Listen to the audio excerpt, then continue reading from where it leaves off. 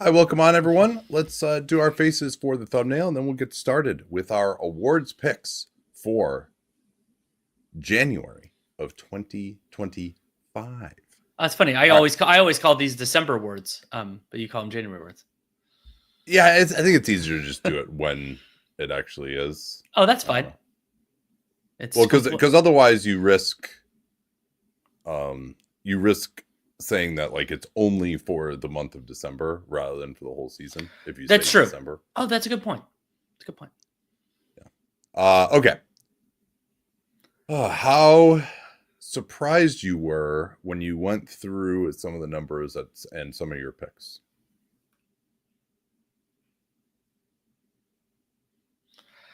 Let's see. I would say the reaction to there being a deeper crop of all NBA guys this time than last time.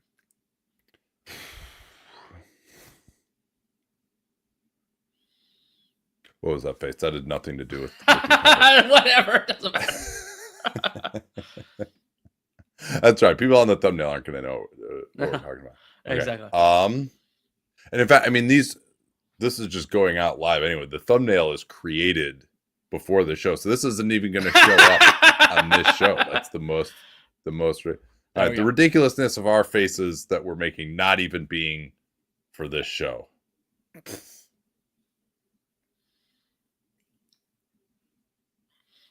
Yeah, I was discussing with my daughter that I can only make a silly face going to my right.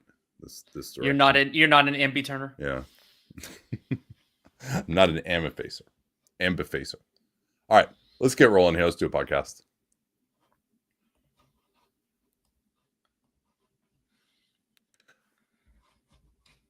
All right, let's talk awards here through January 5th.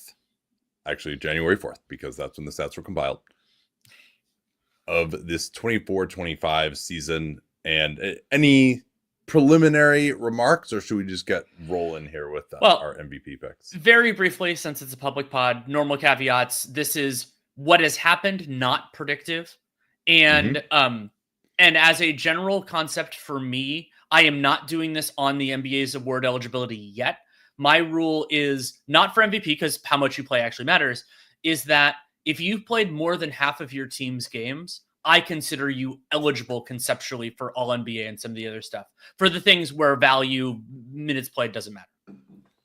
Yeah, at this point in the year, some people at least can give you the benefit of the doubt that you're going to play the rest of the season.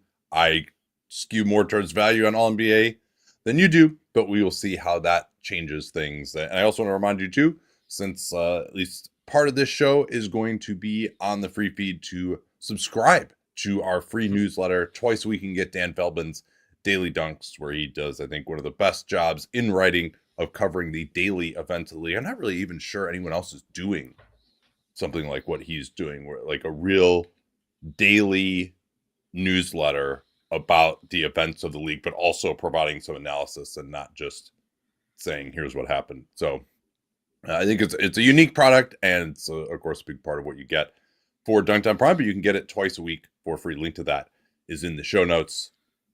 All right, let's get rolling here. Who's your MVP? So I think it's a top two that is pretty clear, and that is Nikola Jokic and Shai Gilgeous-Alexander. My question for you is, how confident are you in the order/tiering of those two individuals? Yeah, I still feel that Nikola Jokic is my guy pretty obviously. I would say that he's got less offensive talent around him than Shai does, and he still has the best offensive rating of any player that we're going to look at, other than one, who I'm guessing will probably appear in both of our All-NBAs as well. But 124.5 on-court offensive rating is still absolutely ridiculous.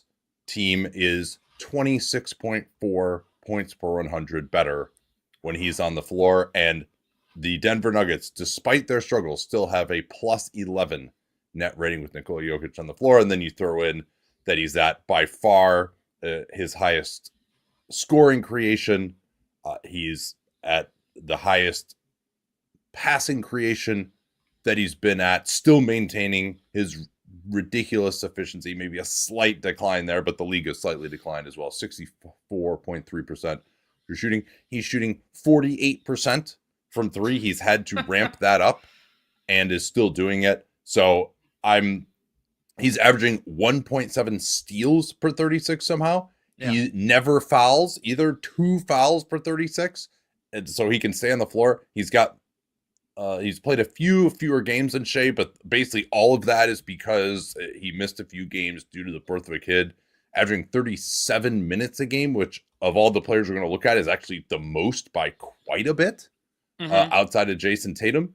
So yeah, I think it's still him. And then also I throw in a tiebreaker too at the end of just who I think is the better player if it is close, which I would say it's getting to be pretty close. Yeah, like I will say I have Jokic and Shai in different tiers, but I was very close to putting them in the same tier because Jokic, but what was the tiebreaker for me was both these players have really big roles within their offense. Total usage is about 50 for Jokic, which is the 5th highest of anyone that we consider for all NBA.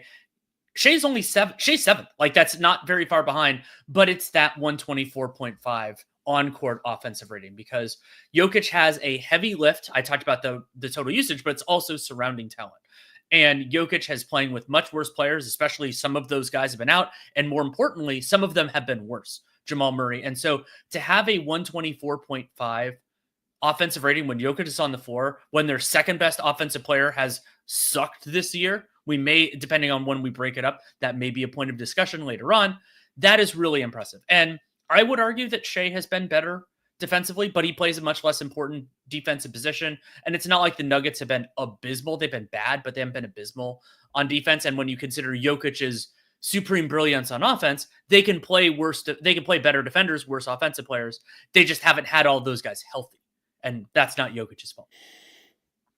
Yeah. And Shai certainly has been amazing as well and is playing at a level that I think would be totally acceptable for an MVP in most years, but Nikola Jokic, I think if anything, he's ramped it up even further, and he's just going to get penalized for the comical negative 15.4 net rating that the Nuggets have with him off the floor. Somehow, despite all their machinations over the years, they are worse with him off the floor than ever. They're worse with him off the floor than they were in those years when all these guys were injured, even, right? If memory serves. And I believe so. Yeah. And then Shai, I made the statement that Jokic has more around him, or I'm sorry, that Shai is more around him than Jokic does. That's probably true in the starting lineup. When you take Shai off the floor, like Shai's backups are not really, AJ Mitchell has been good, but he's not like a quality backup point guard at this point in time, I don't think. He's just been good relative to expectations, and they don't have very much shooting. Some of their bench units haven't had Chet. They've had to go. I mean, they have wonderful defenders. They have limited offensive players. Well, but those defenders do allow for way more transition play. Mm-hmm. Like you're just getting more stops. You're getting more turnovers. The most turnovers basically that we've seen in like 20 years for that OKC defense. And Shai's a big part of that, obviously. But just talking about the offense, I do think that Shai has a little bit easier of a lift right now. I agree. But briefly to give Gilgeous-Alexander his appreciation, because we both have him as a clear number 2, and so that merits something. Shai, 64% true shooting on, as we do it, 49% total usage for those who prefer the basketball reference version, 33.6. That is very high. It's not the highest. We are rebranding total usage to creation. Total creation. Yes, but that's okay. So this is basically the stats that Seth put together, and just especially because it's a public pod, to tell you what that is. So the scoring usage is basically the same as is the scoring creation. See, we have to change the labels. That way I'll remember it. And then the big thing that we add, though, is the passing creation, which is what percent of the time are you throwing a pass to someone that generates either free throws or a shot. So for Jokic, that's 19.7% of possessions he's throwing a pass to someone that generates free throws or a shot immediately. And Shai is at 15.6% in that metric. And your league leader in that metric is, I think, Trae Young, who's he's at 23.6%. Jokic is tied for second, I believe, in that metric with LeBron James. And part of the reason why Trey is so high in that is that he has a lower scoring usage. So he's not converting as many of those opportunities himself. More shots are taken by other people. Still very impressive, of course. Yeah, I mean, that's the crazy thing, too, that Jokic has, and he's been a more efficient scorer than Shea, I would say, with a more difficult job on the offensive end. And then, I mean, you look at some of these lineups he's out there with that have like Westbrook and Peyton Watson together, and he still is and Jokic is lifting his team to a higher level. His individual efficiency is higher. His playmaking obviously is way higher and better. I mean, he's the best passer in the NBA, I would say. And so Shea to me is a more valuable defensive player, because if you just think about his value over replacement at his position, and again, Shea, like, he's not a great one-on-one defender, but for him to play that low man role effectively is incredibly valuable compared to like most high scoring guards, and where you're just having to hide them completely. But yeah, I think Jokic, just the difference, he is easily the best offensive player in basketball right now. Shea maybe has an argument for number 2, certainly at least in terms of his performance this year, but Jokic is the level above. So anything else you want to say on Shea? I mean, some of his numbers, like the on-off stuff, is pretty ridiculous too.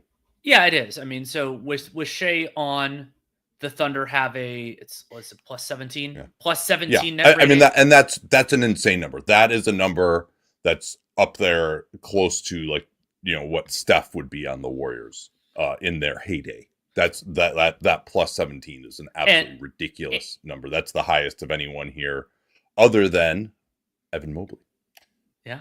And that plus 17, who's 16.1. Sorry. I mean, Shea is still higher, so I shouldn't say Shea's still higher, but Mobley is the only one even in the same ballpark. Well, and then notably, you and I care less in this context about the off, but the Thunder actually are outscored when Shai Gilgeous-Alexander's off the floor barely. That's negative 0.5.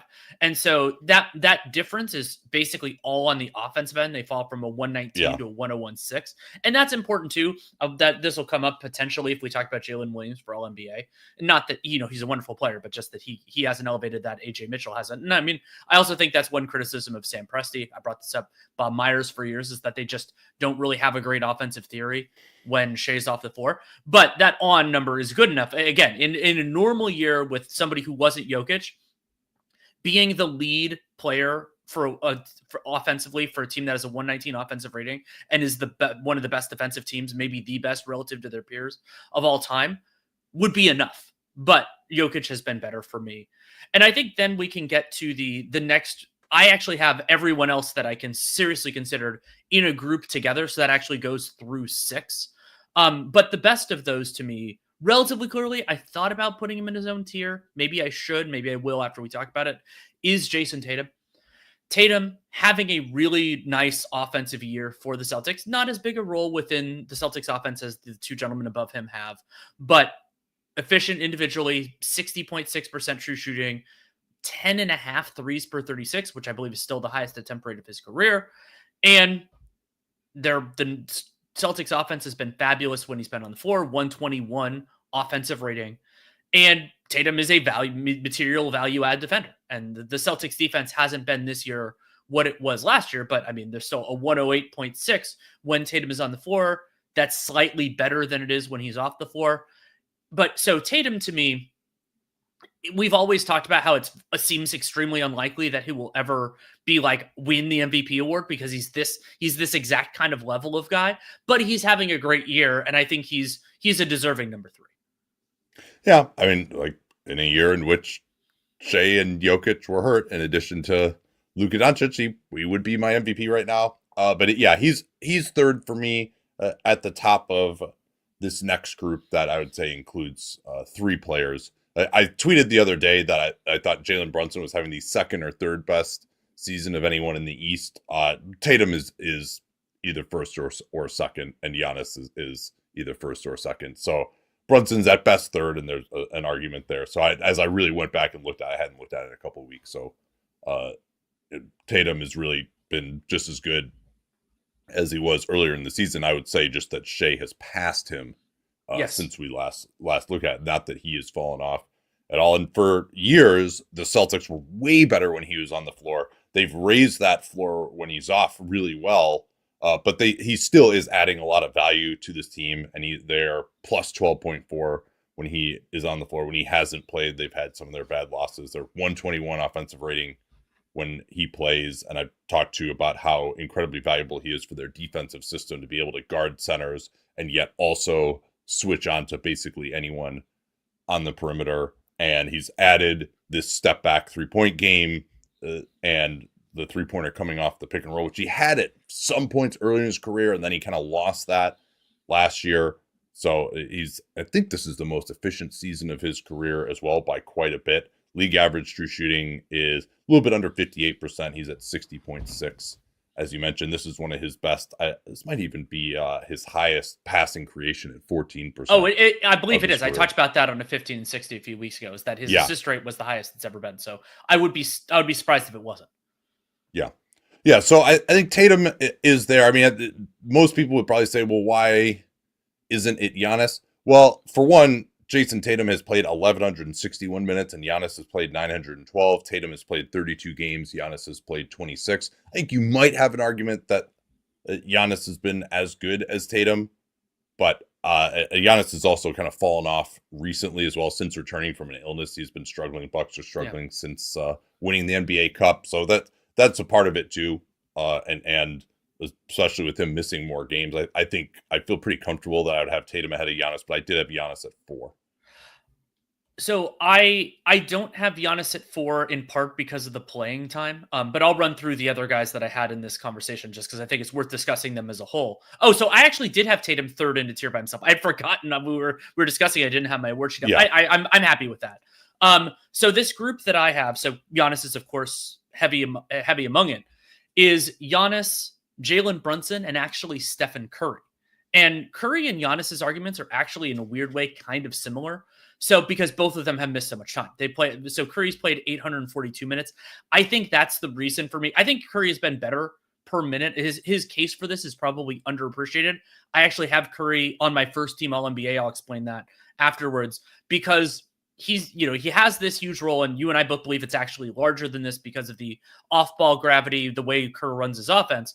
42% total creation, and the Warriors have a 119.2 offensive rating when Curry's on the floor. We can compare that Brunson, who's having a fabulous season. Brunson, it's very similar to that. I think it's like a 120. And when you consider, to me, the surrounding offensive talent, particularly in the minutes that they play, the Knicks have way better offensive talent. They have Karl Anthony Towns, who is a fantastic offensive big. We will discuss him in All-NBA. They have Bridges and Anunoby. I think they're largely better offensively than their Warriors equivalents. And generally speaking, so for me, I think Curry's been better per minute than Brunson has, but Brunson has played so much more that I don't feel comfortable putting Curry over Brunson. And then for me, it's those three. I go Brunson over Giannis due to minutes. I think Antetokounmpo has been better per minute, and then Curry number 6. Similar level of quality, just hasn't played enough. Yeah, you've always been a Brunson stan. You've kind of convinced me to come over to that at least a little bit by the end of last year. But Curry is a fascinating one. I actually had Stephen Curry on my third team. Wow. Because I mean, the minutes being the biggest part of it. He's only playing. Yeah, there is a philosophical difference for us between this. Yeah, he's playing only 31 minutes a game, and he's only played 26 games. I mean, Jalen Brunson has played, Steph Curry has played 75% of the minutes of Jalen Brunson, right? Basically, and 75% of the games of Jalen Brunson. Yeah, so, maybe I should move him out of that tier for MVP purposes. I think that's fair. Yeah, that's so much fewer. Yeah, but so. I mean, stuff I don't think we need to talk about it much more. For All NBA because we're getting to him now. But yeah, his individual stats are pretty good, not at the absolute elite level. This is one where people always accuse us of just only looking at the stats and not watching. And I would say that watching Steph has made me lower him a little bit. Because you look at the numbers, like you said, like 119 is a really awesome offensive rating, especially considering they don't have anything even remotely close to an all-star that he plays with. And they're 19 points per 100 better when he's on the floor offensively than off. And there's still a +9 on a team that is just not very good offensively when he's I on the agree. floor, -5.3 when he's off. They have actually gone 5-2 when he's not played, but in games when he does play, they really, really struggle. They've also had no backup for him for a lot of the year. They got Schroeder. Maybe that will help things eventually. So, but the big thing for Steph, number one, he hasn't played that much. And if he had played more, he would probably be, more in my second team area. But just watching him at the end of games, he hasn't really been able to get separation. They've had a lot of collapses where they just couldn't score down the end. And I think like his struggles have been a fair part of that. I think he has done more on defense this year. I thought the last 2 years his defense really slipped. I think he's been better there, playing fewer minutes. Like their defense has been solid. He's been a reasonable part of that. But I think he just is not the same scoring threat inside the arc. And so I say that more based on watching him, that I just don't think he's the dominant force that he used to be. But you look at the numbers and they're like the on-off stuff is just as good as it's ever been. To me, I think your descriptions are accurate. You and I both, of course, watch a lot of the Warriors because we can see them in person. I think those are reasons to theoretically, we're not evaluating this at this point, move him down on the like player rankings rather than the rankings for like how well they've done this year. Because I agree with you, he's more limited, all these different things, and like there have been some games where Curry has been not right, and the Warriors have just gotten crushed. Like I think that was a part of this homestand. Then he was fantastic in the Philly game, and then didn't play against Memphis. I think we should spend a little bit more time appreciating on Giannis Antetokounmpo. One of the wild things that is incredible here is that Giannis has the second highest total creation in the entire NBA of players that we seriously consider there is. We don't have bench players thrown in there and all this. 51.9%. That is meaningfully higher than not only Jokic, but Ja and Trae Young. The only person above him is the preposterous 56 that LaMelo Ball has, but LaMelo Ball not in this conversation, of course. And so Giannis has this huge role within it. Part of it is that he's an incredible scorer, but also he has taken on a larger playmaking responsibility. The reason that I have Giannis a little below, part of it is playing time, but the other part is something that came up a lot last time we did All NBA in terms of what are you elevating to?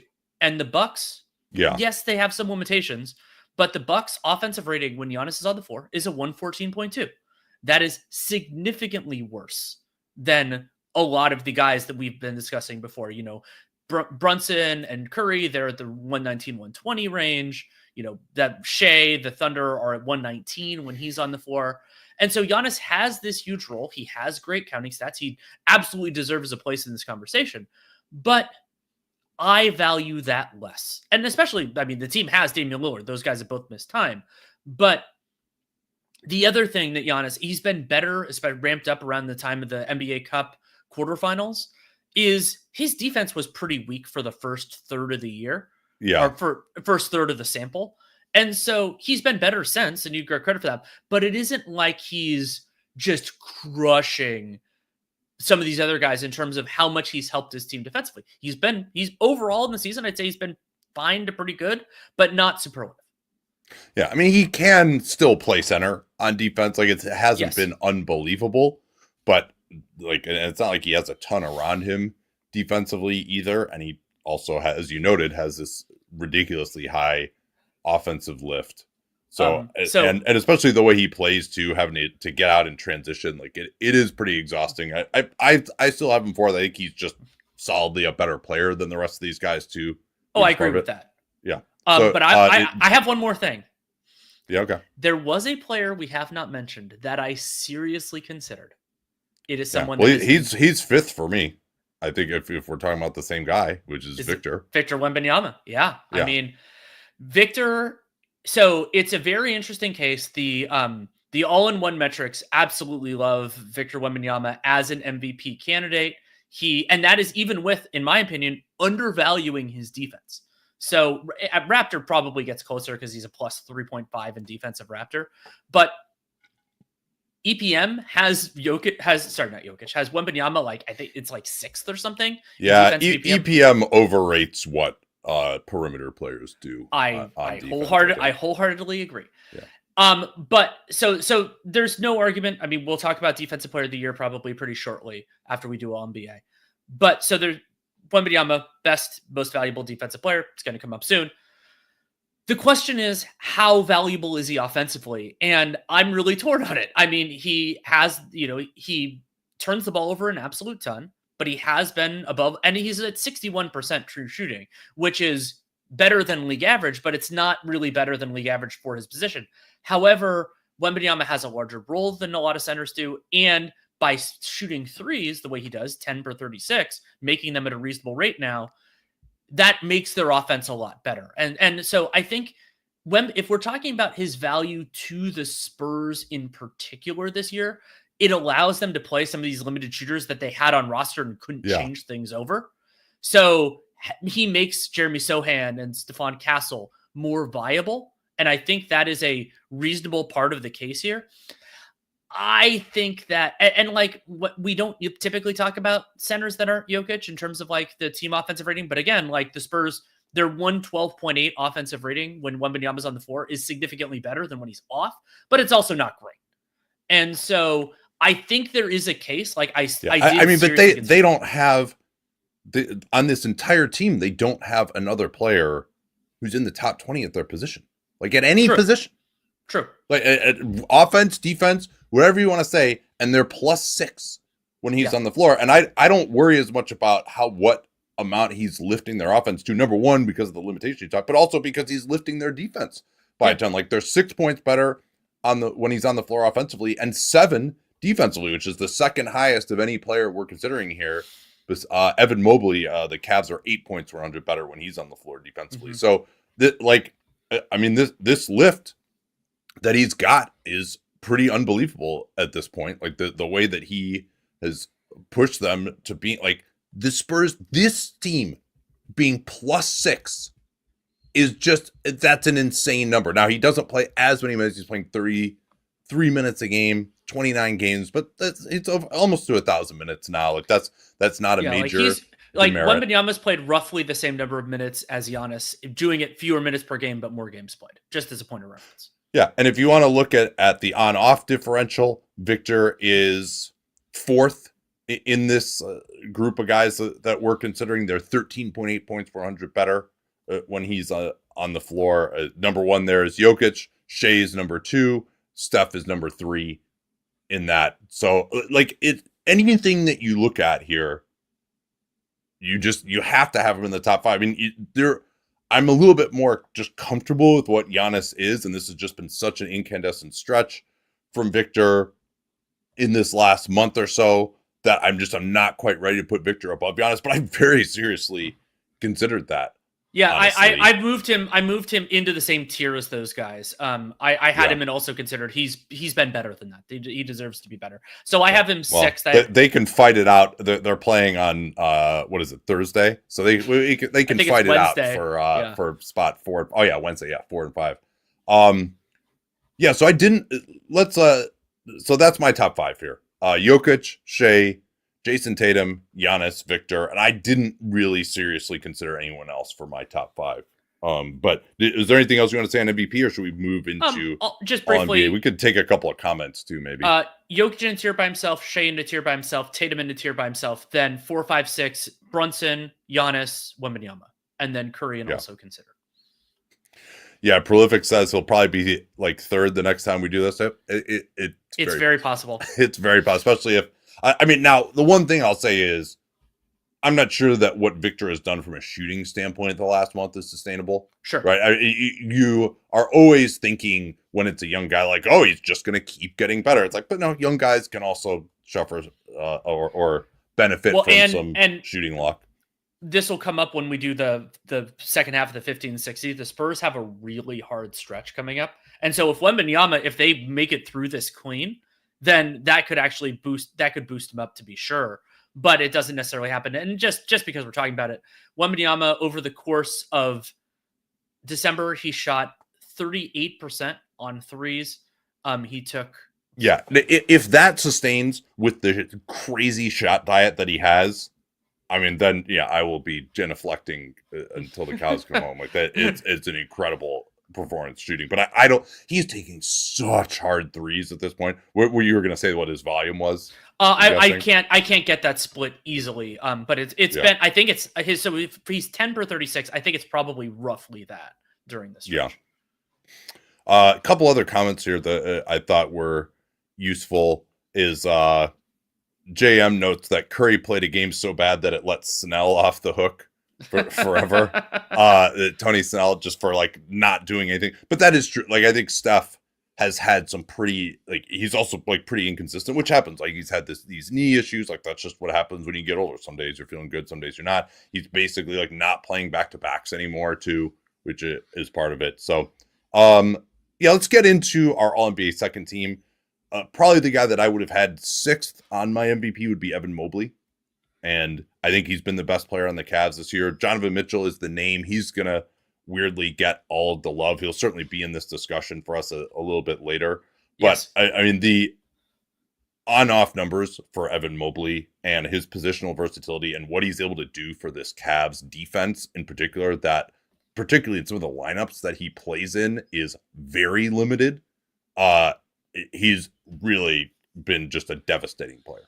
He has, and Mobley's growth on the offensive end has been a point of discussion. He will, of course, figure largely into some other honors that we're giving.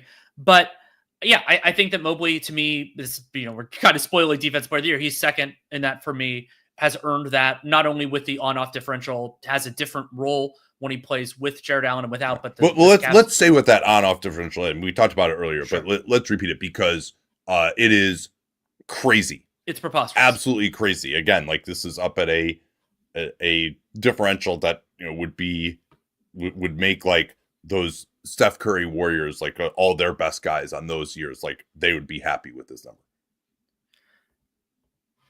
So okay? So when Mobley's on the floor, the Cavs have a 121 offensive rating and a 104.9 defensive rating. So that's a plus 16. Yeah.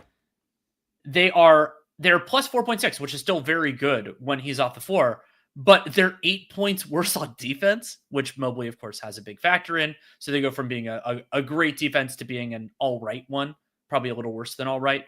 And I mean, and there isn't much shooting luck in that sample either. Like the opponents are shooting 36% in Evan Mobley's minutes. So like it's not. And that goes up to 38.5 when Jared Allen is out there. So that's the part of the off part of that for the Cavs is a little bit of bad luck. But one of the things actually that I was focused on during that big start that they had was that they're going to get better on defense, because even though they were 15-0, opponents are actually shooting threes really well against them. And part of that's because they've played some bad shooting teams since then. But yeah, I mean this, and then Mobley also like shooting, like you have to guard him now, I would say. Like, it's not a huge volume, but he is shooting 43% on threes. And then if you do guard him, he can attack off the dribble, and his offensive game is just like knocking guys out of the way and dunking. He's a solid passer that you can run stuff through.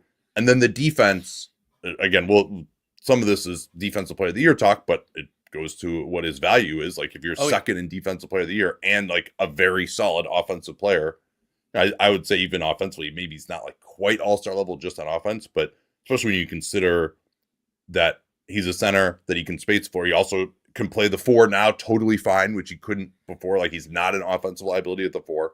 And then to be able to play the 4 and 5 defensively, Cavs do more switching basically than any team in the league. And since we have it here, let me just throw this stat out here, see if I can find it. Yeah, the Cavs numbers, I wrote it down here, and now because it's live, I'm choking to find it.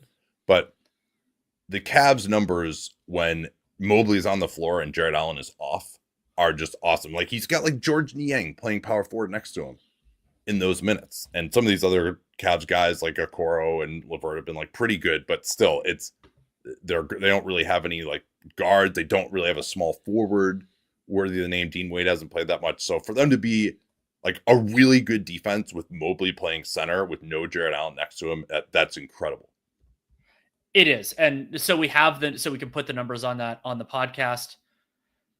When Evan Mobley's on and Jared Allen is off, 103 defensive rating plus 18.3 net rating.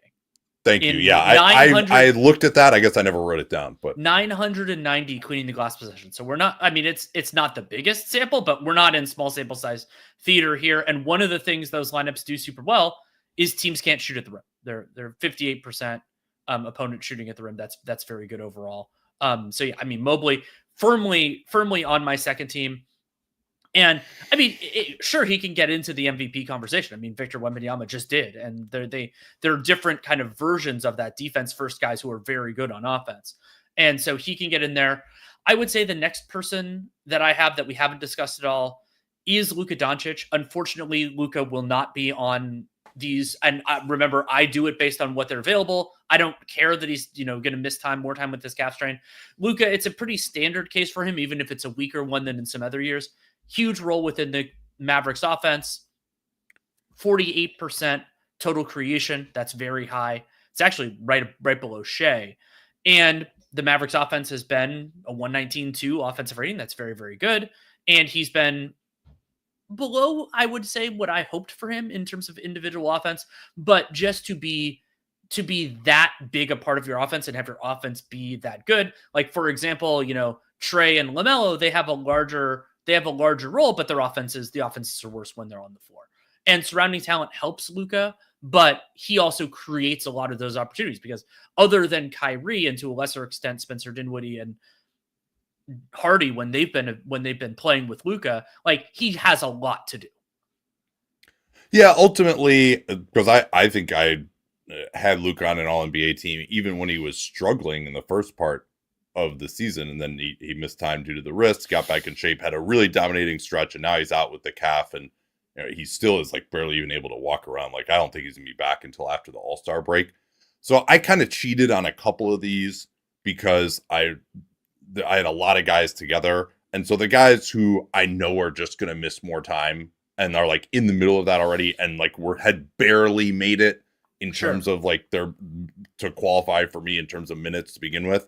If you're barely making it and you're going to be out for a while, I was like, all right, this is maybe an easy way to cut some people. So Luka was in that group for me. Franz Wagner was also in that group. And then KD is back, but he is also, I think he's only played 22 games as of the time we compiled those. So I axed those three guys based on playing time. Franz would kind of be right in it too. I think we went through his case last year. Did you have him on your group?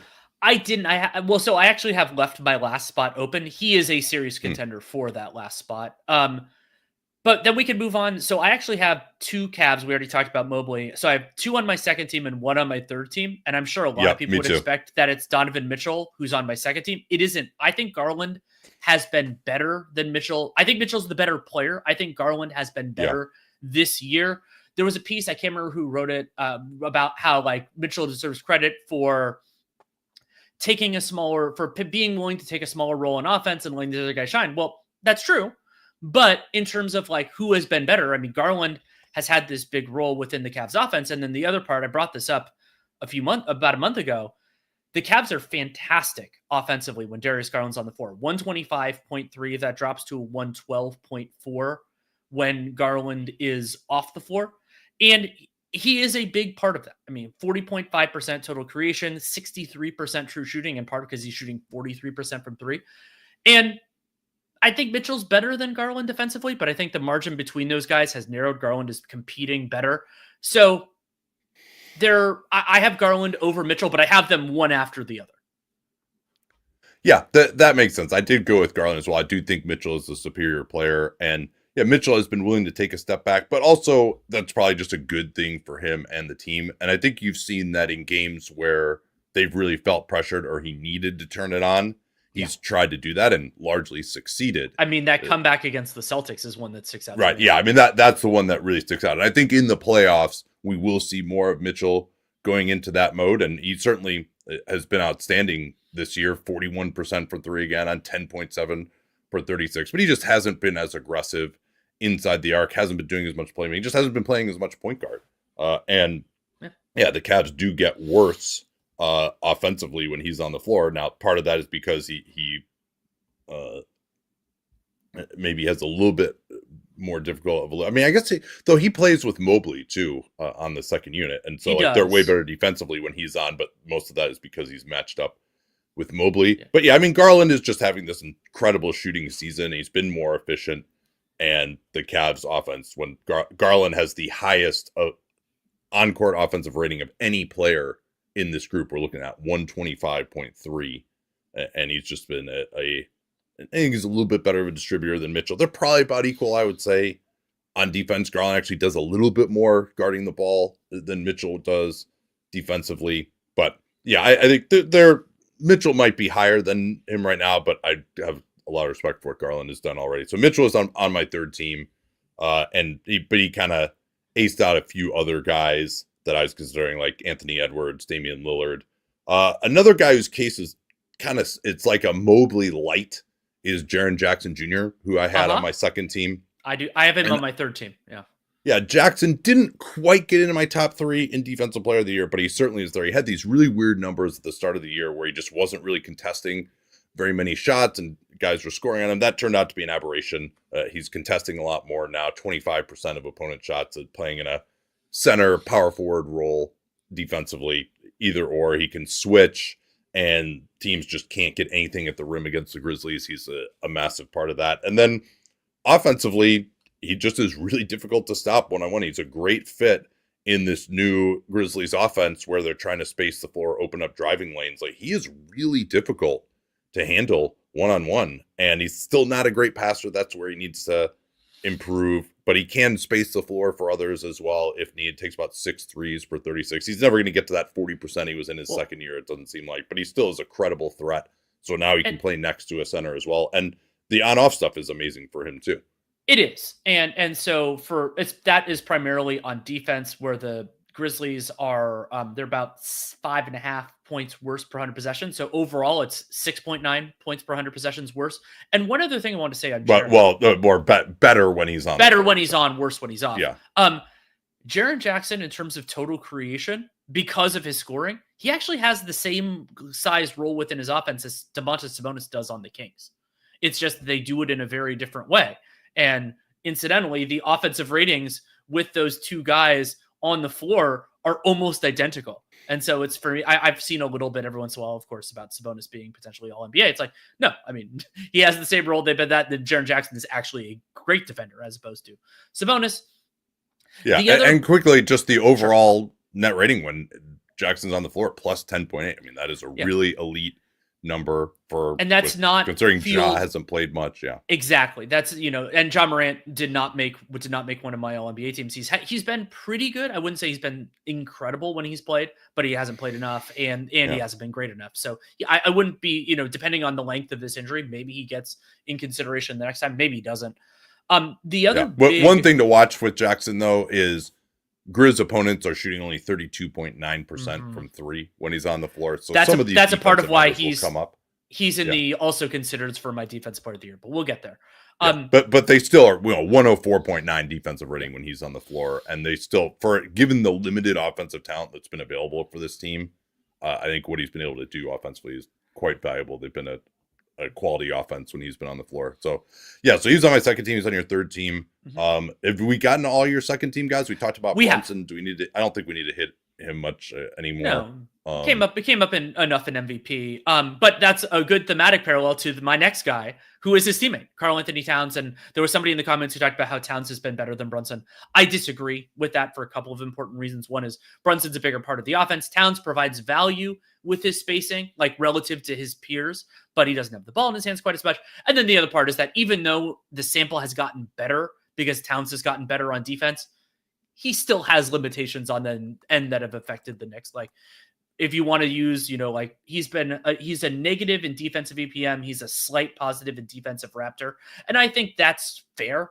But relative to centers, that is different, because again, we talked about how efficiency shifts by position. So does your role within the offense and defense. And so I think Towns has been great. He's firmly on my third team, but he's 66% true shooting. The offense has been fabulous when he's been on the floor. So I like to phrase this in the positive. He's been a wonderful offensive center who's been good enough defensively, which actually is a fairly high bar for me.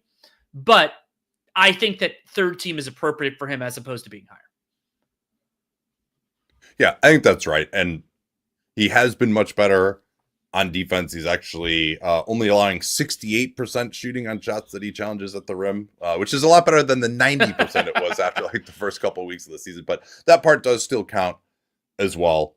Towns also might have a hamstring issue. He left the game yesterday, but that doesn't really affect things as we talk about it right now. And he certainly has played a ton of minutes because he plays for Tom Thibodeau, and that has value. So yeah, he's just been so devastating as an offensive player. The fact that he's playing center now, and once you get into third team All NBA as well, like, yeah, sure, there are concerns about him playing defensively in the playoffs at the highest level, but third team All NBA, I'm a little bit less concerned about those things at this level. And like that gets into, of course, our positional rankings and all that, but certainly as like a guy who's pushing this Knicks team to be firmly in the elite top 3 on offense, he and Brunson are both, I would say, maybe equal parts of that. I just ding Towns a little more lower than Brunson just because of the fact that he plays a more valuable defensive position and just isn't really a quality option there, I would say. Although again, he's been passable, which is more than we thought he would be these last, maybe month and a half or so. So yeah, Towns solidly on my third team. I mean, he's been, easily a top 10 offensive player in basketball this year. And then the only other guy that was on my second team we haven't talked about yet is Anthony Davis, who actually was in my top 5 for MVP the first time that we did this and fell off a little bit, missed a little bit of time. Lakers haven't been quite as good, although they're coming back some now, in part schedule related. But I think AD has, especially when you're talking about being at the lower end of second team, he's not amazing on defense, but he's also all they've got. Right. So, he's not very consistent offensively, but he still is a very solid option there as well. So I haven't been wowed by Anthony Davis's season. I think he kind of made my top 5 in MVP by default the first time that we did it, but certainly having an All NBA quality this season. Yeah, I have him on my third team as well. And then the other player, I had him second team, just to be clear. But yeah, sure, certainly, be clear. The other guy that I have, so I think this will be the last player, because remember I included guys like Luka, is Kyrie Irving. And Irving, I would say his case has gotten a little bit weaker. He also missed some time, and those Mavs struggled in that. But still, relatively large role within the Mavs offense. He's having this unbelievable shooting year, 44% from 3. Wish the volume was kicked up a little bit. But the Mavs offense has been very good when he's been on the floor. 116 has been good. 116.6 isn't preposterous. But so for me, I always value, you have a big part in the offense. The offense does well, especially sometimes if they do worse when you're off. And so Irving, he isn't far and away. There were other guys like Lillard that I could potentially consider in this range. Franz Wagner is here as well. Jalen Williams. But I think I like Kyrie the best of that group. Yeah, I think that was pretty clear to me because he's played enough. He's been really efficient and has been part of a group that's been winning when they've had their whole team. He's a quality defensive option considering his offensive role compared to especially Brunson, especially if you're comparing or Lillard, because Lillard has been to me way worse on defense than Kyrie has been. Yeah, Lillard. I mean, the defensive numbers on Lillard are just absolutely ghastly, and so that was my biggest reason for leaving him off. He's also missed some time. I went with Jalen Williams in my last spot, who I think would be replacing Luka. That's probably our only difference in terms of that top 15. It is. And I haven't loved Williams' efficiency. There's been a little bit of a drop off, but he's so good on defense, part of this turnover forcing group. He played center for a while. He really can guard. He's been guarding 1 through 5 these guys. He's a solid off ball shooter. He's just being asked to do a little bit too much when Shea is off the floor. And so he hasn't been able to lift that group to a really good offensive performance. Admittedly, also when he's had some guys who are defense first guys playing with him, like Caruso is really struggling. They haven't put a ton of shooting around him when he's been out there without Shai Gilgeous-Alexander.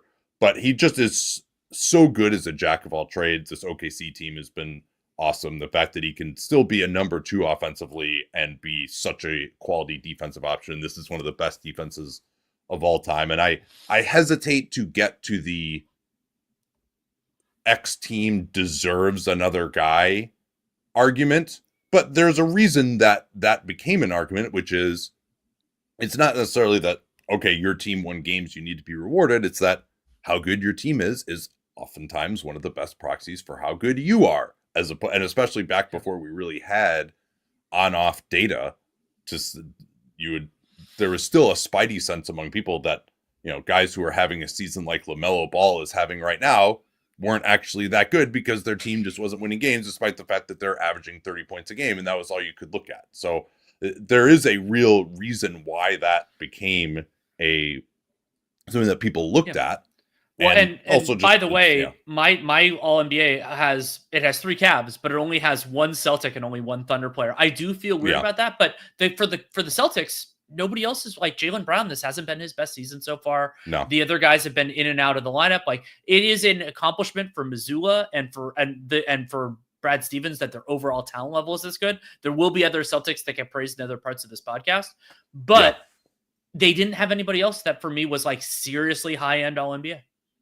Yeah, so I did go with Jalen Williams, and they're still like plus 10.8 when he's on the floor, and that's still a ridiculous number, even if he's, again, is being asked to do a little bit too much beyond his skill set offensively right now when Shea is off the floor. But that's not the only minutes that matter. And again, we're talking about third team All NBA here. And the only other guy that I would have considered in this, because as I mentioned, Doncic, Franz Wagner, KD haven't played as much, it would be Anthony Edwards, but he's now fallen below the league average in true shooting. I don't think his defense has been as impactful. He's kind of been part of the general malaise, maybe with the Wolves, with some of his commentary. And Minnesota only has a 111 offensive rating when he's on the floor too. It's not like when he was an incredible scorer and their offense wasn't great, but it's like now I think it's more like Edwards just not being quite as good a player offensively as some of these guys, but I didn't seriously consider it. Yeah, there's been some talk lately about Cade Cunningham. He had 40 last night, and I actually don't think that his offensive lift is as big as it's been in the past. Like, he's got a good rim running center that he plays with a lot of the time in Duren, and he's got shooting around him. Like, this is the first year that he's actually had a real offense around him. And yeah, he's had to lift some bench lineups that have the likes of like Holland and Sar Thompson in him. But I don't look at his support. Like, he's played some with like Hardaway Jr., Malik Beasley is having an amazing shooting season. Ivy was pretty good playing next to him before he got hurt. And Cade is still turns it over a shitload and is 4 points below the league average in true shooting. So it just doesn't have anywhere close to the statistical resume other than just raw accumulation and usage. He's been better defensively too. He's like okay there, but he still doesn't play a huge role on their defense. So to me, he's just not anywhere close statistically in this conversation. And he's gotten some attention because the Pistons have been better, mostly on defense, and because he's just the guy offensively for them. But he's gotten better to be sure, but he's got to be way more efficient to be talked about for All NBA. I agree. Coach of the year? Let's bang out defensive player of the year. Yeah, because we basically have hit this already. Victor won. His crazy stats defending the rim have normalized at least a little bit. Part of that might be that teams just aren't trying him as much. Go ahead. Yeah.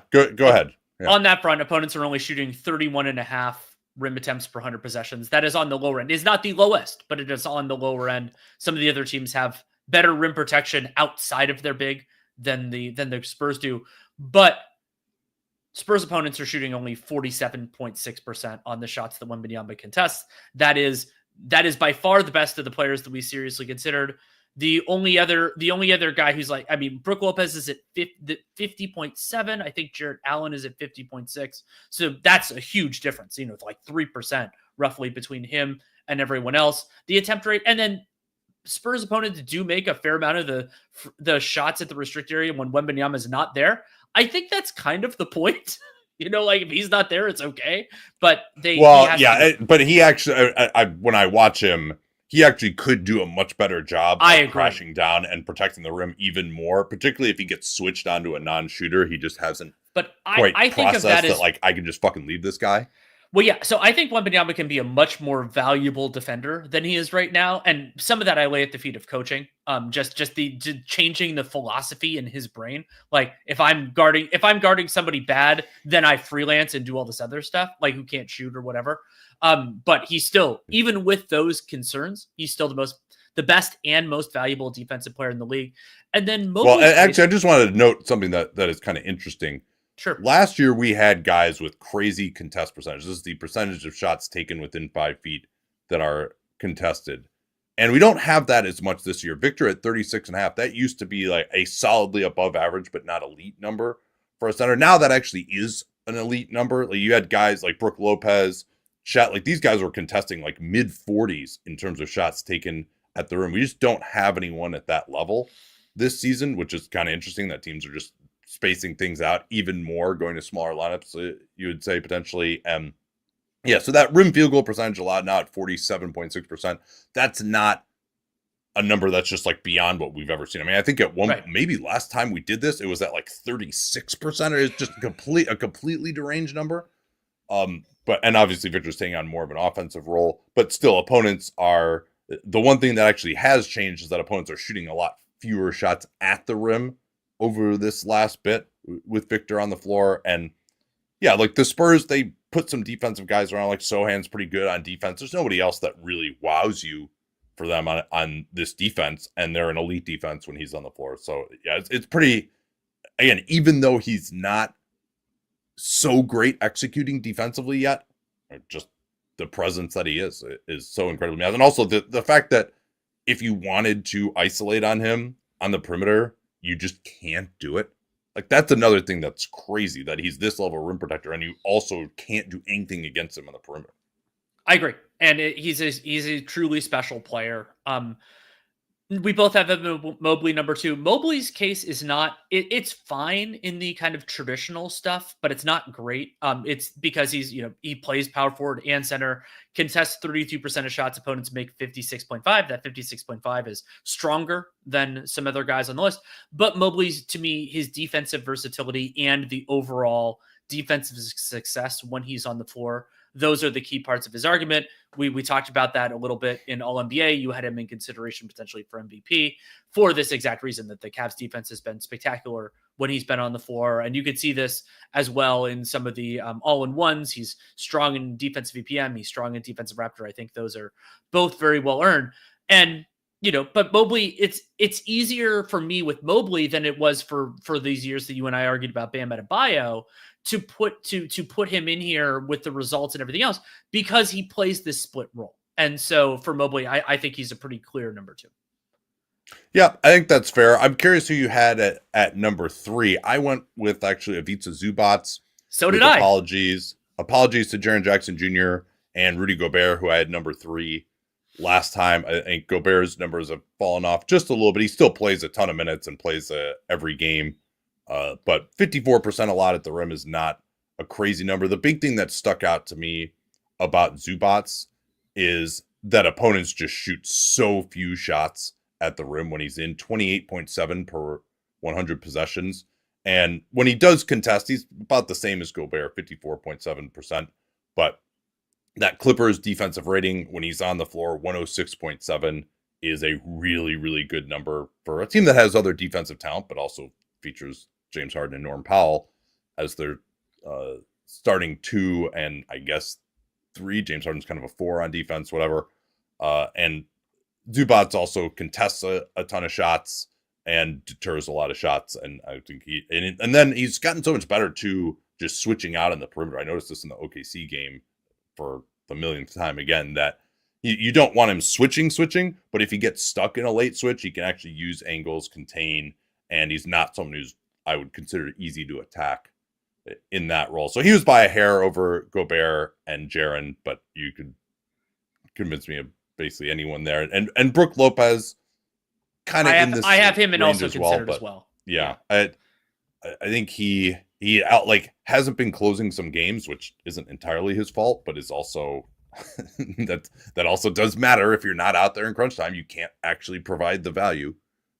So that was a little bit of a tiebreaker. And briefly on Brook, one of the reasons why the defensive rating with him on the floor is so bad is that opponents are shooting 38% on threes. That is unusually high. I don't blame Brook Lopez for that. And Lopez has the strong traditional case of he contests about as many shots as everyone else, and opponents shoot worse on them than everyone but Victor.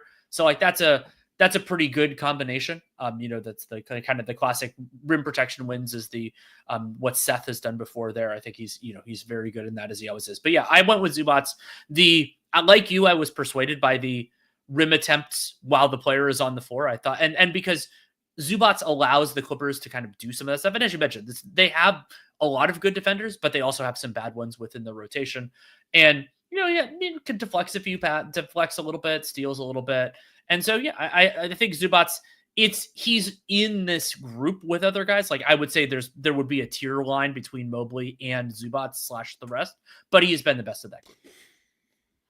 Yeah, and some of the guards, again, you would just have to be so unbelievable as a guard to get into even the top 5, I would say. And I respect that people didn't necessarily adhere to the positionless edict. We did because that's what we were told to do. But we also did like a separate, if we did it by position, because last year's all defense had a bunch of guards in it. But yeah, guards are just not as valuable as the best big men. I mean, maybe you can get into some guards in like the lower end of the top 10 of defenders. Like, yeah, I would guess that when we do our full, because we do a full pod for all defense at the end of the year, that I will have guards on my all defensive team. They won't be top 5 unless somebody has a ridiculous year. Yeah, Kadara's asking about Bam Adebayo, and it's really weird because he hasn't been doing very much switching this year, but he also hasn't been contesting a ton, 21.5% contest rate and allowing 70.6% shooting at the rim. Those are not particularly good numbers. And so Miami is a pretty good defense, and he's the biggest reason for it. But I'm just, with as bad as these numbers are, I've defended him in many of these instances because of the fact that he was switching more and preventing penetration. But he have just not been amazing defending the basket when he's been out there, and he's been deployed in that role maybe more than he ever has. So he certainly is doing a lot of things that aren't going to show up even in the stats that we have. Although they actually have been better defensively when he's been off the floor. Part of that's probably shooting luck. But when he's on the floor, 110.8 defensive rating, that's not really an elite number either. There just is not the all-in-one numbers. Don't love what he's done this year. There just isn't. No. I really, really respect him, and I think in the playoffs he's even a more valuable defender. But there's no statistical indicators really at all this season that he's been in the Defensive Player of the Year discussion. Bam Adebayo will factor into a conversation I want to have later, but it is not in Defensive Player of the Year. Okay, so that's all we got on Defensive Player of the Year. Where are we going next? Should we do Coach of the Year? Yeah, let's do Coach of the Year. And it's always we'll put Rookie of the Year off as long as we possibly can. Oh Jesus! Yeah, can we do that after like not Executive of the Year?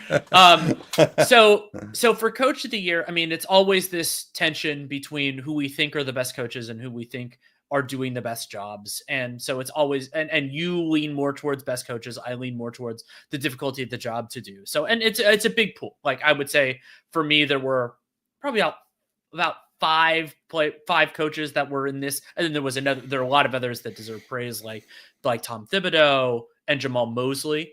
But my number one is Taylor Jenkins. And the reasoning, as it was, I believe I had him number one last time, is that if you had told me at the beginning of the year that Memphis would be top 5 on both offense and defense, which they are right now, they're 5th on offense and 4th on defense, I'd be like, okay, that's on the higher end of what I would have reasonably expected. If you also then told me that Ja Morant would miss roughly half the season, I would be like, okay, this is incredible. And Jenkins, the job that he has done changing around his system, incorporating new coaches on his staff, but also just maximizing the talent that they have because they've had so much less viable creation on this team than other ones. And they basically created that through their system, which is extremely hard to do. And some of that uses what they have, like with Jaren and everything else. So to me, I think that Taylor Jenkins is one of the best coaches in the league, especially as a regular season coach. But I also think he has had a harder job to do and has done it better, though there are many other great candidates. Yeah, I couldn't get him in my top 4 because I largely, I mean, there are some amazing candidates this year, Danny. I know, but not top 4. Interesting. I mean, we'll get through it. Well, you can. So I try to default in this more to just who I think is the best coach overall. And I may default too much to considering like past playoff performance where I don't think Jenkins has really been any good. And also, as good as Memphis has been, they haven't reached quite the same level as some of these other teams, admittedly with maybe less talent. But maybe less talent? Yeah. Oh, I vehemently disagree on that. Okay. All right. Well, this is good. I like when we disagree. But yeah, I just don't think that he ultimately is as good of a coach as Mark Daigneault or Joe Mazzulla, or I would also rather have Kenny Atkinson to coach. Those are my other three. Yeah, and so I think Jenkins probably should be fourth. Like, he's doing an amazing job. We may even just you almost become a nerd to what he's doing at this point. Like the fact that they just print these back end rotation guys with a 3D printer in Taylor Jenkins' basement. Like Cam Spencer came in and like gave him good minutes last night. Scottie Pippen, Jay Huff, like they're just that they get something good out. Anyone that they play, they get something good out, and he deserves a ton of respect for that. Jalen Wells, I think, is one of the other Jalen Wells. And he'll come up in Rookie of the Year, but like a guy who was so deep in the thing that I did scout, but I did 25 damn players, and he's been a legit positive player in the NBA in his rookie year. And that's both a Jalen Wells accomplishment and a Taylor Jenkins accomplishment.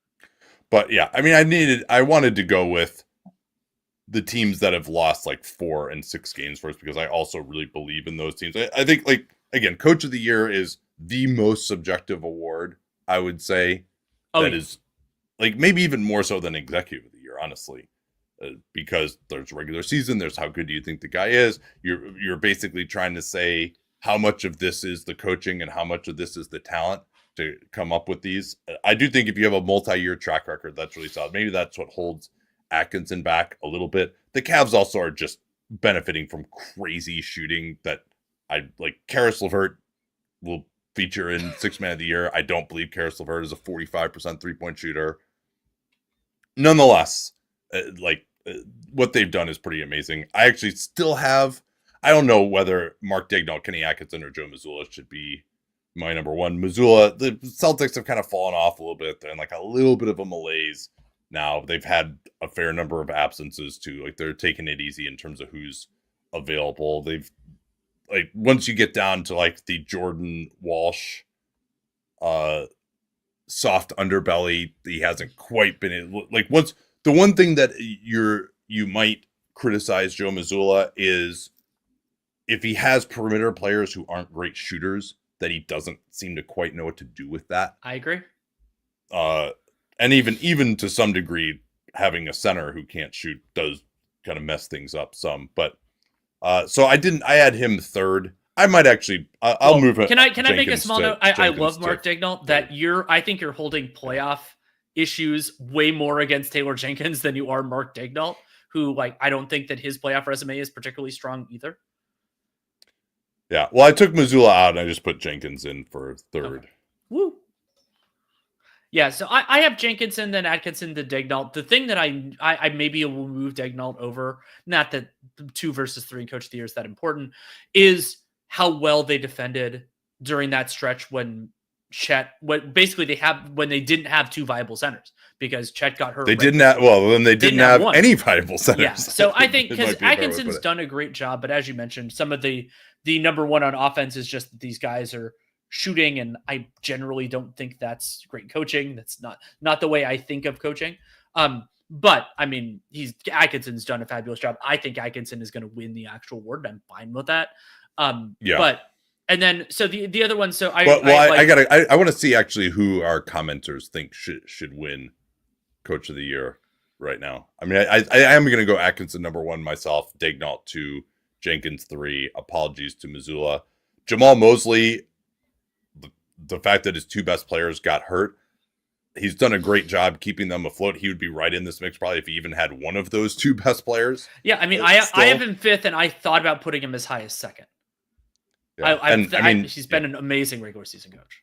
And Ime Udoka has also had a fantastic coaching season. The way he's cobbled together a semi-decent offense just out of transition and offensive rebounding because their half-court offense has been terrible. Now, does he deserve a little bit of blame for that? Possibly, but they've also getting a young team to defend. They also like don't have awesome. good half-court offensive talent. In my opinion. Ty Lue, mm-hmm. Like the Clippers being 19-15 is, or actually I think 20-15 now after last night. Kawhi came back. I'm interested to see what that's going to look like over the next month or so. But yeah, I mean, Ty Lue also just is probably still someone who would be considered a top 5 coach in the league. His coach rankings can get really interesting when John and I do that. And shout out Jordy Fernandez, who got stabbed in the back by his own front office. JB Bickerstaff for making the Pistons relevant.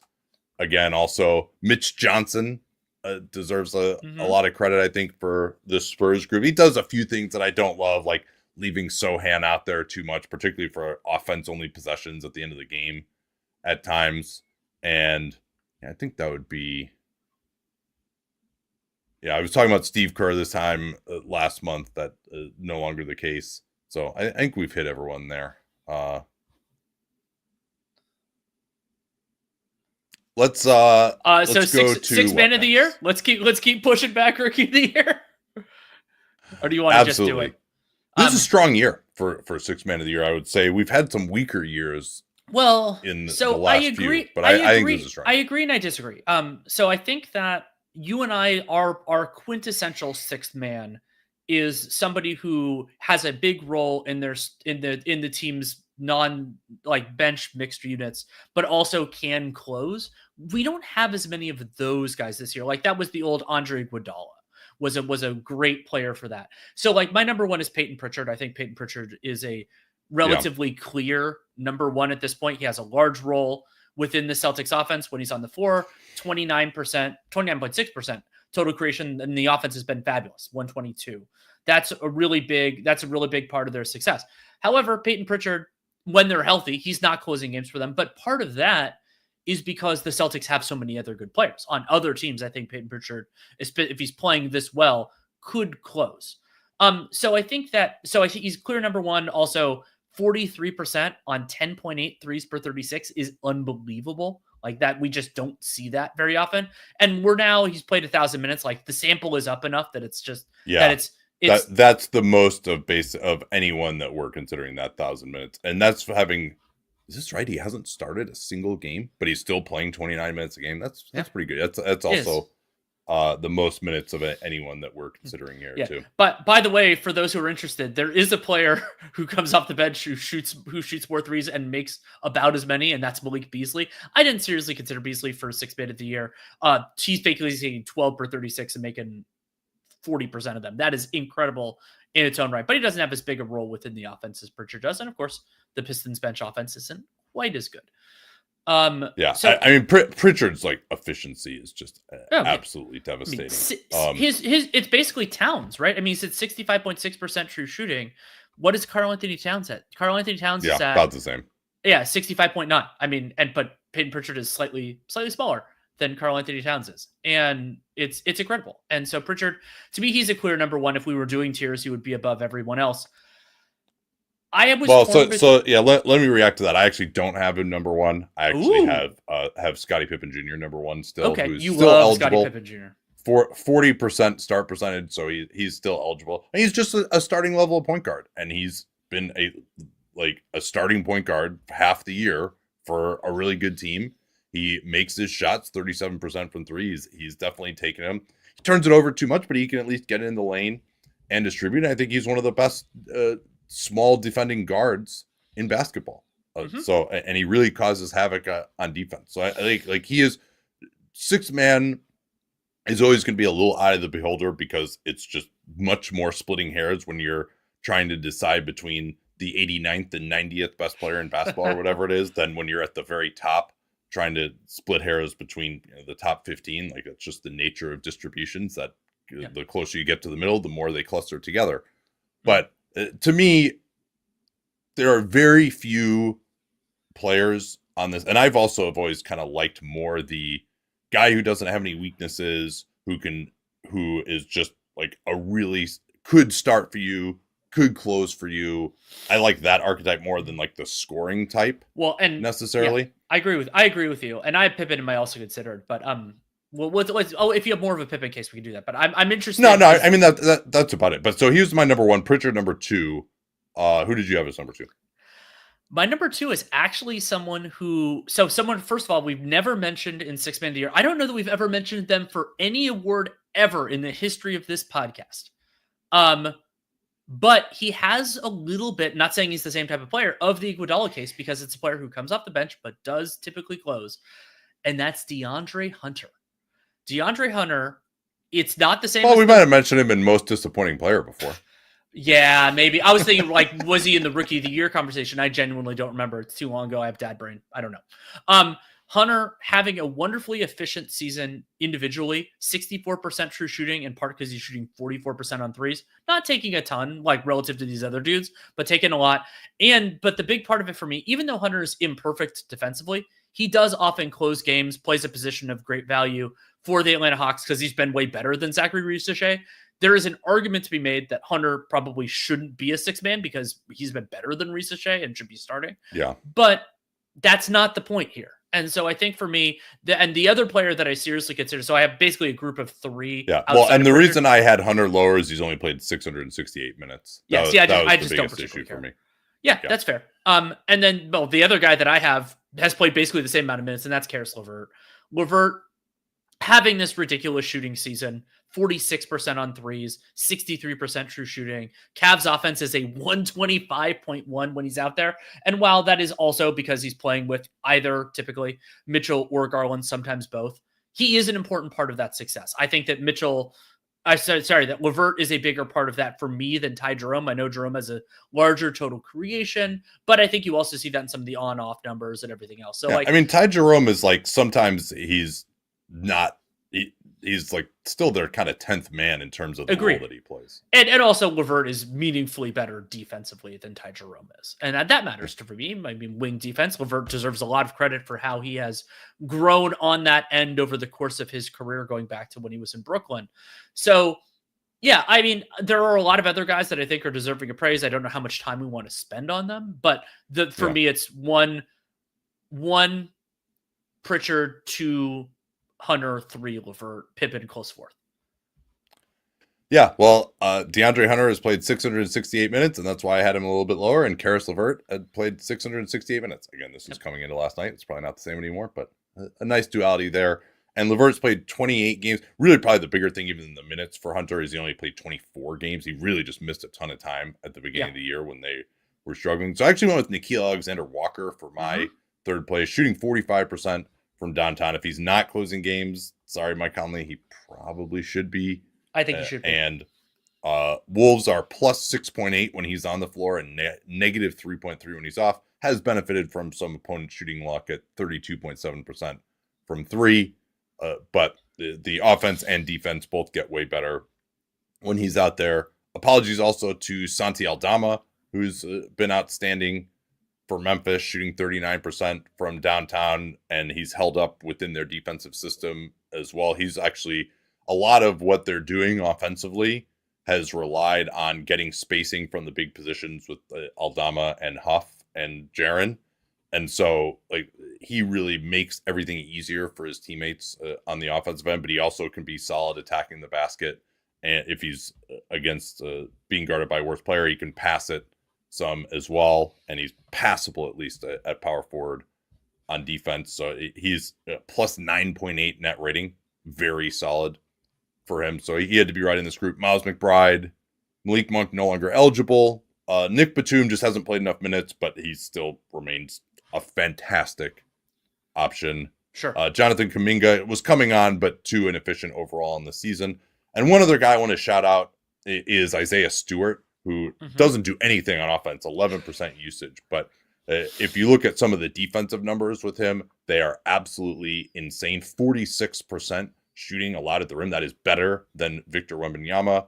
And also the Pistons allow under 30 rim attempts per 100 possessions. Anytime you get under 30 in that number, that's a really good number.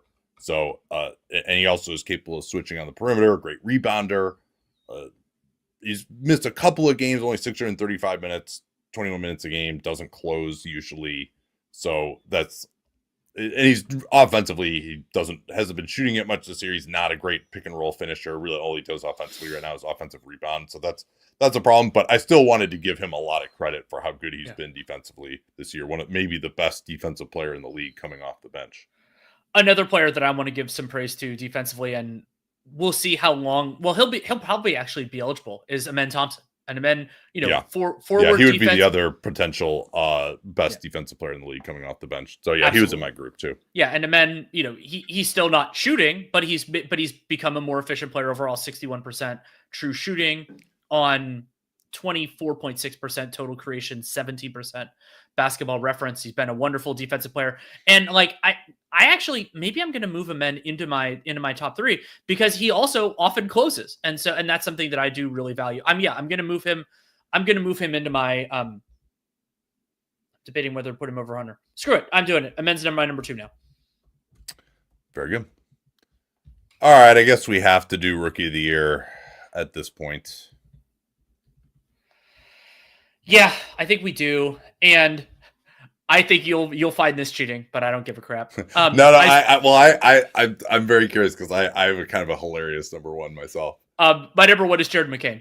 And, yes, me too. And Jared McCain This is like my vote for Jill Stein because I don't like any of the candidates. Because he is still eligible by my criteria. 23 games played. Unfortunately, looks like he will not. He's been the most valuable rookie this year. He has. It's like pretty much unequivocally true. So some of the all-in-ones don't love McCain. EPM doesn't. Raptor, I think, is pretty on board with his offense. But McCain, 31.7% total creation. The Sixers only have a 109 offensive rating when he's been on the floor, but that's actually not too much worse than a lot of the other guys on this list. And McCain has this larger role. Like, he has a larger role within the Sixers offense when he was playing than basically anybody else did. The only guy who's even closest to Stephon Castle. He's the only rookie who's been like an impact player this year, even though and also like he's played 592 minutes. Like that's still is, and he played 23 games. Yeah. Like that's still more. It's way more than now. Exactly. Yeah. Now, of course, they've completely obfuscated on when he's coming back and what meniscus surgery he had. They haven't declared him out for the year yet. I mean, who knows why they're doing that? Are they doing that because we can't know, other teams can't know that we're vulnerable at the guard position. We might need to acquire one in the trade market. Who knows why? I just fucking hate when Philly does this crap. But so who knows when he's going to be back? He might be back in 8 weeks. He might be out for the year. Maybe given the timing of the surgery, it'd be possible for him to come back before the end of the year if he had the repair. But anyway, yeah, like he's just like, he kept them afloat for a few games. He's an effective scorer, over the league average in true shooting, 25% usage. He was a guy who was out there like really impacting games, and everyone else is just sort of he's not killing you type of guy. Right. And the other thing that led to who I have at 2 and 3 was some steps back from some of the other guys, like Dalton Connect, who I think I had second or third last time. He's been bad the last month. He had a brutal month, 47% true shooting, and he's still not good on defense. So you can't have an offense first guy on the list when they're like, low roll and still not that efficient overall. Like he makes his threes, but hasn't made his twos. And Castle, I brought him up before. Castle's 48% true shooting. I like what he brings. His floor game. This isn't the first guard where this has been the case. Like his floor game. Don't think he does enough overall. So my eventual 2 and 3, I have both Memphis guys, Zach Edey and Jalen Wells. I went with Edey over Wells. Wells has played a lot more. I think Edey's been better per minute. And that's generally what I hew to. If a guy's played enough, I like the guy who's played better. This goes back to the Joel Embiid, Malcolm Brogdon rookie of the year years ago. So I think Edey has played enough. He's been good in his role. I don't think he's a perfect defensive player, but I think he's done well enough. And so Wells deserves a lot of praise for fitting in and taking on a much larger role with the Grizzlies than we expected. 25 minutes a game. He started a fair amount. But I think Edey's been better per minute, so I went Edey 3, Wells 4, or Edey 2, Wells 3. Yeah, EVC is the only one I think that might deserve an apology. It's just been such a funhouse mirror of a team, which when we finish this up later, might come up in most disappointing team. But yeah, I think we'll see kind of where all that's at the end of the year. But yeah, I had Edie third, Jalen Wells second. The fact that he's been a pretty quality defensive option, like he's going to struggle against stronger guys. Like he couldn't deal with James Harden, but against guys that are more like point guards, he's been the guy guarding them a lot of the time this year, particularly when Ja has been healthy.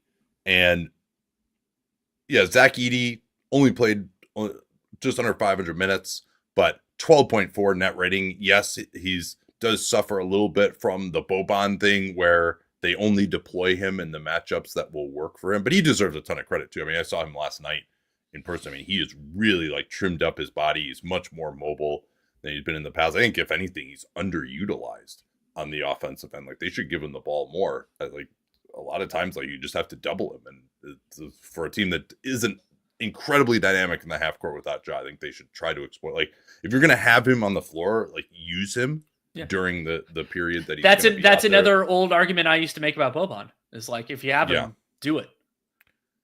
Yeah. So Eve might be in this conversation as well. I don't feel particularly strongly of him versus Edey, but yeah, McCain 1, Wells 2, Edey 3.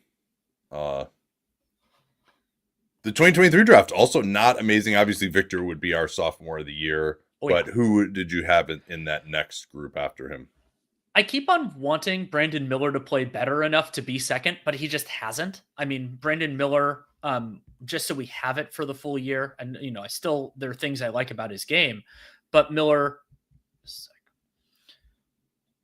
54% true shooting on a really high. He's overstripped especially with LaMelo missing time, 36% total creation. That's very high. But, he just hasn't been that effective. He's making his threes okay, not making his twos well. Well, I would have hoped actually he could be a little bit more as a playmaker, only 8.1% passing creation, that's kind of like below shooting guard level. Yeah. And but he does, just his 2-point offensive game is pretty limited. Like, I mean, their offense is terrible overall. Like that's like to have LaMelo, that's another reason why LaMelo and Miller, you can't get on board with them being that impactful. Like the Charlotte offense is like a bottom 5 unit, even though a lot of that is without LaMelo on the floor. Like with LaMelo, they're like semi-passable. They're not good.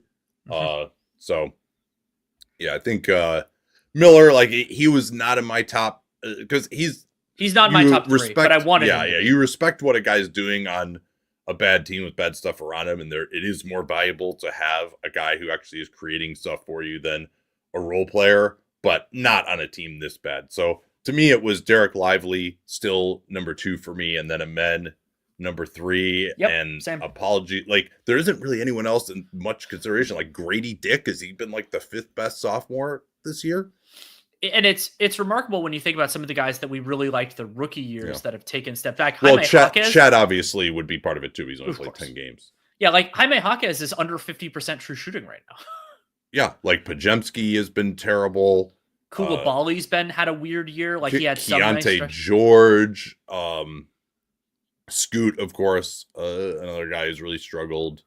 So yeah, there just is really nobody who's been particularly effective. Like Cason Wallace is shooting 30% from 3 this year. He's a great defensive player, but Trace Jackson Davis maybe would be like, he's at least been starting for the Warriors, been okay, though he's kind of disappointing efficiency, below the center average for efficiency. But that's probably enough on sophomore of the year. Let's finish up with executive of the year, and then we can do our made up awards later in the week. So who did you have for your executive of the year? I have Kobe Altman here, and Altman, he did a couple of important things. One is hired a very good coach. I mean, I had Atkinson when we did Coach of the Year. I had him 3rd. You had him, I believe, 2nd. And that's one of the most important things you do. But then the other big decision that Kobe Altman made was keeping this group together, which has paid major dividends. The Cavs are one of the biggest stories in the regular season. They are 30-4, league's best clean the glass net rating. And so in a year where no one else totally reversed their fortunes, really made a lot out of a little. I think that Altman has the best case. Yeah, I think we disagreed on this as well because it was mostly just keeping the team together and hiring Kenny Atkinson, which was obviously an excellent hire. Although, again, as I noted, it's an organizational war, but it seemed like Dan Gilbert was actually the one who fully pulled the trigger on that. To me, Sam Presti did more to bring in Caruso. I mean, that Caruso trade, he's been a little disappointing on the offensive end, but to bring him in for Josh Giddey, who wasn't in their plans and who also hasn't been great this year. No, their evaluation of Giddey seems to have been correct. It might be that they were too high on him. And Hartenstein too. That move looks better because they haven't had Chet, but Hartenstein's been an unbelievable fit there. And he's someone who probably would get some talk in Defensive Player of the Year if he hadn't missed the first 6 weeks with this broken hand. And so that wasn't necessarily the direction that I would have gone. I thought it was a good signing because he's a good player, but it certainly wasn't their most obvious need. You would have thought maybe they could have tried to make a trade. Another defensive guard also wasn't their most obvious need. Well, and so that's actually one of the reasons I have Presti third. Is that the lack of identification that they needed another creator when they had the resources to do it. And I think that might end up being a huge playoff deficiency. And so, because one of the parts of this grade is how well did you do relative to the resources that you had? The Thunder had an immense amount of cap space. They also traded one of their guys. And so for me to have, we brought it up as an argument in favor of Shai Gilgeous-Alexander, but this team only really has 2, maybe 3 creators. I like AJ Mitchell. He's not great in that role. Jalen Williams seems to be out. He seems to be overmatched for that kind of role, as good of a player as he is. And so the Thunder had the ability. I mean, they still have the room exception to bring in somebody like that, and they haven't done it. I think that's a pretty big demerit, personally. Yeah, we'll see, though. They've put themselves in better position. One of the moves that didn't get talked about a lot in the offseason was that they turned down those team options on Wiggins and Joe and used their low cap holds to still sign Hartenstein and then also sign them to good contracts going forward that could give them matching salary. I'm not sure what the name is of the guy who is that they could have acquired that was available right now. They've gone after like Dennis Schroeder, maybe like that. I think I will be more critical if they can't get that done at the deadline, but he's built one of the greatest defenses of all time. I think that it's in a year that doesn't have any game changing moves. I think that he has done pretty well while also keeping the powder dry. Kobe Altman would probably be in my top 3 because I James Jones, who I really liked with Phoenix, Mike Dunleavy, like their teams have certainly fallen off quite a bit since we last did this. Sean Marks, again, I think actually probably deserves some credit, even though it's a little depressing if you like to watch decent basketball. The way they've moved off of Finney-Smith and Schroeder, they haven't gotten unbelievable value for those guys, but also they had to do it now, so they didn't win too many games. The most important thing on top of that, they're getting their picks back, and you and I love a teardown in certain ways, but it was Jordy Fernandez. I mean, it seems like they hired the right coach with that opportunity. And so that's really important here too. My number 2, so I think Sean Marks is definitely worthy consideration. I have him 4th to the extent that matters, is Nico Harrison. And this is for those who've listened for a long time. I love it when somebody does a lot with a little. And the Mavericks didn't have a lot of spending power and didn't have good salary. And for them to eventually get Klay Thompson and Najee Marshall, both of whom have been real contributors for them without having to give up much in the way of resources, that they were able to get a really good trade for them for Tim Hardaway Jr. They got off of Jalen Green, who has not covered himself in glory as a member of the Charlotte Hornets. So they got out of that contract to an extent. Jalen Green and Josh Green. Josh Green. Apologies. Jalen Green also hasn't covered himself in glory, but he's on the Rockets. That was brilliant. Yeah, Harrison is definitely in my top. He's probably my number 2 also. Yeah, and he's just done a great job. And I mean, they didn't need to hire a coach because they have Jason Kidd. That's a weird phrase to say. But they've done a really good job and understanding. And I mean, Najee Marshall, I think other teams should have offered him more, but they were able to get him for that salary. And I mean, one of the ways that Najee Marshall. What about losing Derek Jones Jr.? How does that factor in for you? I mean, I think of it as a swap. So like they could have. It would have been difficult to both because of the structure of everything to retain Derek Jones Jr. and bring in Najee Marshall. So if you were to get, they wouldn't have been able to do it. That was obviously so Najee versus Derek Jones Jr. I think they've both been good. I actually think Marshall might be a better fit for what they need. His low man stuff has been very good, and offensively he can be a better downhill driver. So like I think that's totally fine. And so his shooting has been kind of rough though, and Jones's shooting has been okay. I'm willing to let the sample work itself out with that, and then I think so. I would, if you forced me to choose right now, I probably would rather have Jones, but also I think Jones was expecting a bigger offer, didn't get it, and so the fact that he ended up with the Clippers for the same money, maybe they could have communicated a little bit better there, but they kind of had to move on and make sure they got Marshall, and then Jones ended up with the Clippers for the same. And would I rather have I don't know that it was either or.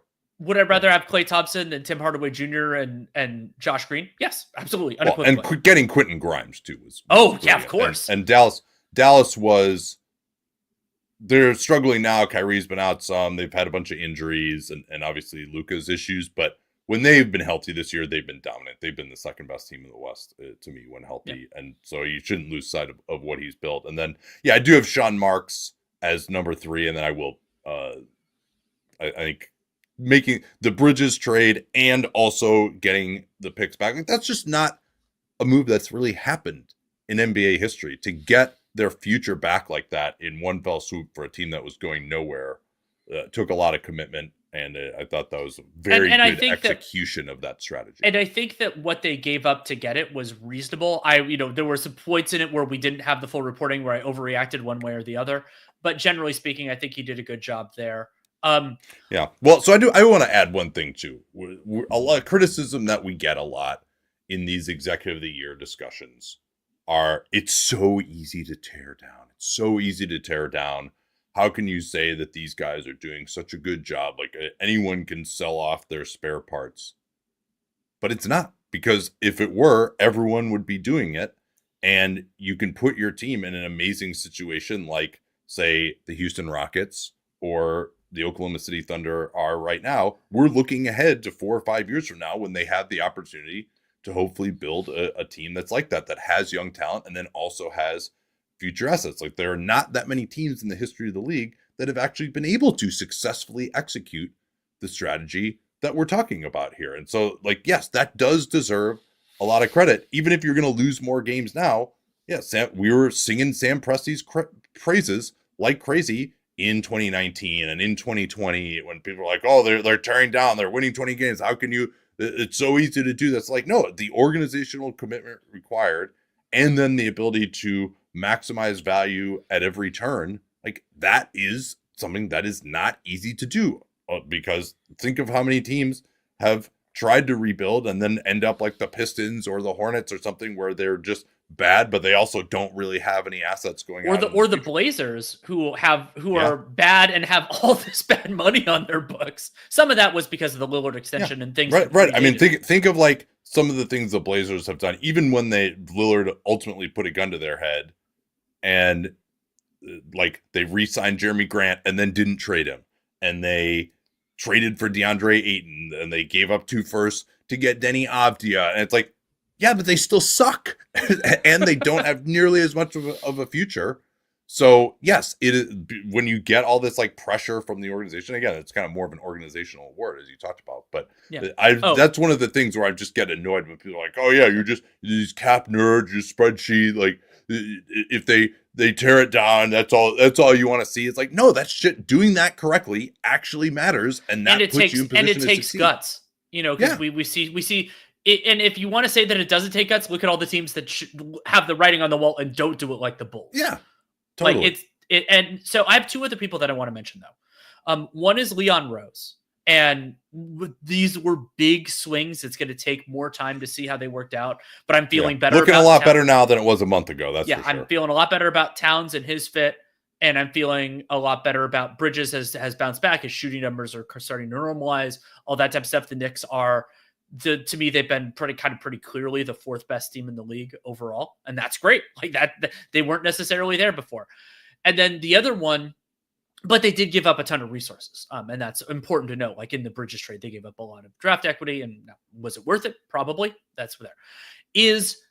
I guess we'll say Brian Wright, but whoever the key decision maker is with the Spurs, I think that I think that some of what they've done is a little bit sugar rushy, getting in Chris Paul on what is short term, whether it's this year and next year, or just this year or just part of this year. But they've still, they were able to get that swap to get Harrison Barnes, who has made them better. And I don't love the Castle pick, but like, they're still in a much better place. And while I think the lion's share of that credit goes to Victor Wembanyama, who was drafted in a previous year, I think they've done a good job. Yeah, and you can say you don't love the Castle pick, but there's nobody else that's doing anything right either. And I at least, like, Castle, in contrast to some people, at least has shown some NBA skills. Oh, yeah. I mean, he has been able to be out there and not kill them, which I thought he would. With Castle, it's this whole thing of like, everything else has looked pretty good. It's just, can he ever shoot? Can he ever create on ball? Like the parts that were the strengths of his game, those have been correctly evaluated. He's athletic. He plays hard. He gives them some transition juice. My whole evaluation of him was just, I didn't believe he could do the other stuff. So far, he hasn't. But that is also something you can develop. Generally speaking, if you haven't done it, if you don't show it early, you probably won't reach the pinnacle. But you can be a whole hell of a lot better than you are. Yeah, and that Dillingham trade is just so fascinating. Oh my god! Also, but I like Dillingham. If he might actually be rookie of the year if he were just playing more. He's had these ankle issues. He hasn't been able to get in there. Obviously, he's been behind Conley and all the guards that they have there. Like, if he were on the Spurs, I mean, I guess they still have a couple of point guards too. If he were on some other team where he was playing, we might be talking about him in rookie of the year, because he's actually, at least has had like some good moments, unlike most of these guys.